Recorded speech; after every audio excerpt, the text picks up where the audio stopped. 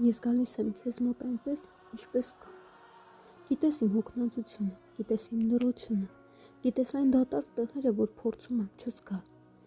Ես չեմ ուզում կեղծ ժպիտ, ես ուզում եմ իրական երջանկություն,